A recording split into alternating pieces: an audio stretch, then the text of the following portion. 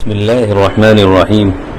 نبی کریم صلی اللہ علیہ وسلم نے ارشاد فرمایا، تمہارے پاس جب کوئی ایسا شخص نکاح کا پیغام لے کر آئے جس کی دینداری اور اخلاق سے تم مطمئن ہو تو اس سے نکاح کر دو، اگر ایسا نہیں کرو گے تو زمین میں فتنہ و فساد ہوگا۔